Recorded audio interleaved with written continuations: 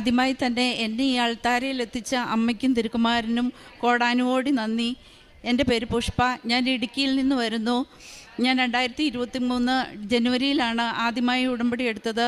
ഉടമ്പടി എടുക്കാൻ കാരണം ഞങ്ങൾക്ക് കുറച്ച് സാമ്പത്തിക ബുദ്ധിമുട്ടുകളുണ്ടായിരുന്നു. അത് 2 പ്രോപ്പർട്ടി ഉണ്ടായിരുന്നു.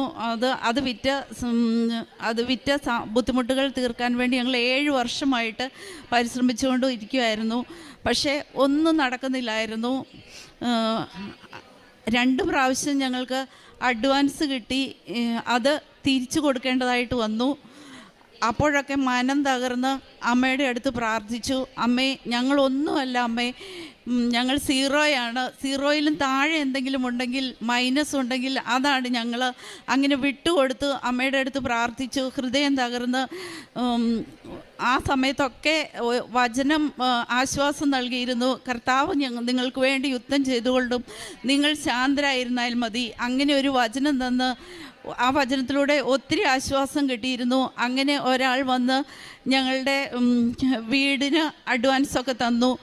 അഡ്വാൻസ് തന്നെങ്കിലും രജിസ്ട്രേഷൻ നീണ്ടു പോകുകയായിരുന്നു. അങ്ങനെ ഞാൻ ജപമാല റാലിയിൽ വന്ന് പ്രാർത്ഥിച്ചു. ഈ പ്രാവശ്യത്തെ ജപമാല റാലിയിൽ വന്ന് പ്രാർത്ഥിച്ചു. നവംബർ 3-ാം തീയതി രജിസ്ട്രേഷൻ എല്ലാം കഴിഞ്ഞു. അങ്ങനെ ഞങ്ങളുടെ സാമ്പത്തിക ബുദ്ധിമുട്ടുകളിൽ ഞങ്ങൾക്ക് ഒരുപാട് ആശ്വാസം കിട്ടി. അതിനുശേഷം 2ാമത്തെ പ്രോപ്പർട്ടി വിൽക്കാൻ വേണ്ടി അത് നടക്കുന്നില്ലായിരുന്നു. ഞാൻ ഈ രജിസ്ട്രേഷന് ശേഷം ഞാൻ അവിടെ ആ പ്രോപ്പർട്ടിയിലും കൊണ്ടുപോയി ഉപ്പിട്ട് പ്രാർത്ഥിച്ചു. അതിനുശേഷം അതും വിറ്റ് കിട്ടി. അങ്ങനെ ഞങ്ങളുടെ ബുദ്ധിമുട്ടുകളെല്ലാം മാറിക്കിട്ടി.